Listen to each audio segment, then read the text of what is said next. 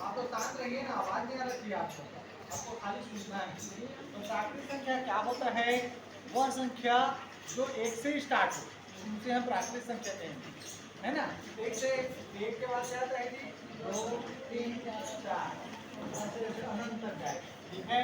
वह संख्या जो कहाँ से स्टार्ट हो? एक से स्टार्ट, इसको हम प्राकृतिक संख्या कहेंगे। दूसरा होता है पूर्ण संख्या। पूर्ण संख्या को पहले बताना था, चलिए दूसरा हम बता दिया। पूर्ण संख्या में क्या होगा? पूर्ण संख्या वह संख्या होगा जो 0 से स्टार्ट होगा, है ना।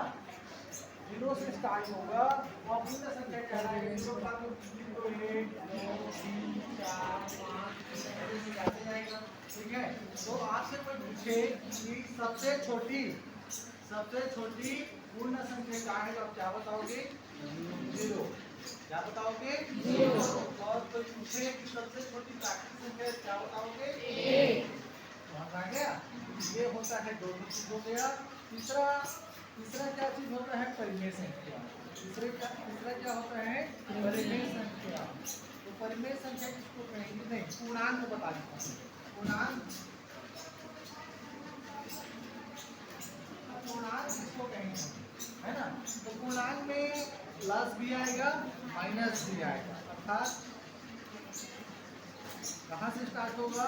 मान लो मैं 0 लिखता हूँ, ठीक है। 0 का इधर फर्स्ट वाला को 1 2 3, है ना, 4 5 ऐसे इधर आएगा, लेकिन इधर नीचे गया तो माइनस में आएगा, -1 -2 और -3।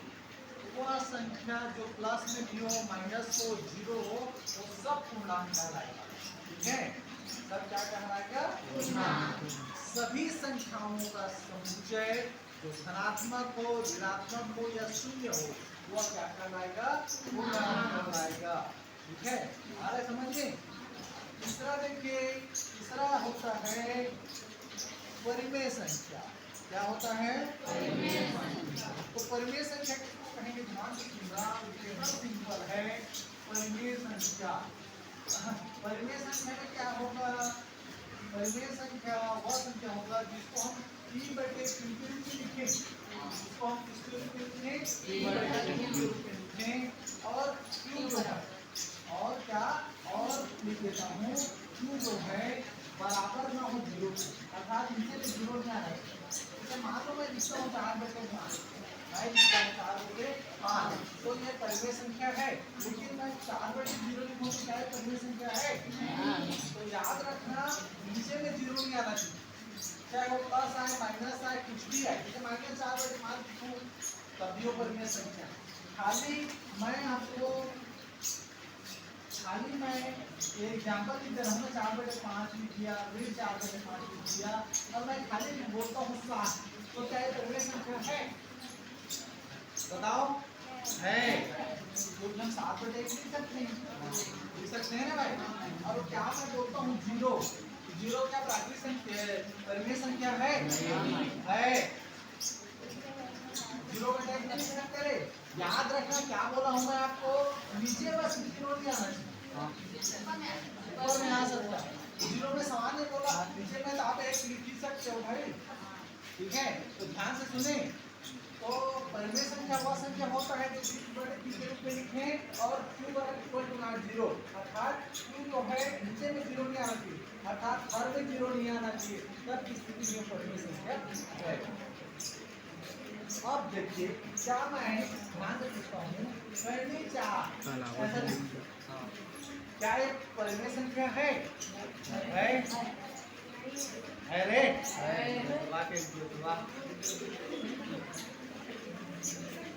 करनी 4 परिमेय संख्या क्यों है बता। करनी 4 को हम याद करते हैं, कितना आएगा? 2 क्या आएगा? 2/1 लिखो, 2 लिखो, सामान्य स्थिति में सब चल जाएगा। अब इसी के जस्ट उल्टा हम परिमेय संख्या कहेंगे। परिमेय संख्या के उल्टा हम क्या कहेंगे? अपरिमेय संख्या। कैसे स्टार्ट? अपरिमेय संख्या, अपरिमेय संख्या उसको कहेंगे जो परिमेय संख्या ना हो, वो अपरिमेय संख्या कहा होगा, ठीक है। जैसे मान लो मैं करनी 2 देता हूँ, करनी 2 देता हूँ, वो क्या कहलाएगा? अपरिमेय संख्या। जो रूप से बाहर नहीं निकल सकता, वो अपरिमेय संख्या कहलाता है। मैंने सिंह ले लिया, ये क्या कहलाएगा? अपरिमेय। लेकिन मैं पहले जानते थे तो क्या है? परिमेय संख्या है? अपरिमेय संख्या है क्या? तो फिर क्या है वो? अच्छा, अब मैं पहली 5 दे देता हूँ तो अपरिमेय संख्या जो सॉलिड रूप से बाहर निकल जाए वह परिमेय संख्या कहलाएगा। और जब ना निकले, और निकलेगा भी तो दशमलव के रूप में निकलेगा, तो दशमलव कौन नहीं करेंगे आप, सुन रहे हो? मैं दे देता हूँ आपको परिमेय 9, तो क्या ये परिमेय संख्या है? परिमेय संख्या है, पूछा हूँ है। अपरिमेय में लिख जरूर दिया है ना, इसको ध्यान में रखना, ठीक है? अब देखो, अब आपको पुस्तक में पाठ में है वास्तविक संख्या, तो वास्तविक संख्या उसी संख्या को रहेंगे। मैं आपके कान को मतलब ज्यादा नहीं है, लेकिन बता देता हूँ। अब वास्तविक संख्या को कहेंगे वो सभी संख्याओं का समुच्चय, अर्थात उसके प्राकृत, पूर्ण, पूर्णांक, परिमेय, अपरिमेय सब चीज आएगी। यहाँ तक का 11वीं में जब पढ़ोगे इंजीनियरिंग पार्ट होते आएंगे में, वो भी वास्तविक संख्या के अंतर्गत आएगा। सुन रहे हो? तो सभी संख्याओं का समुच्चय वास्तविक संख्या कहलाता है, ठीक है? जिसमें आई भी शामिल है। ये आई क्या चीज है? इंजीनियरिंग पार्ट जो उसको आप क्लास 11 में पढ़ोगे, अभी आपके काम का नहीं, ठीक है? वास्तविक संख्या पूछे लिखा है ना पाठ में, तो इतना सारा चीज को आप नोट में लिखिए और समझिए।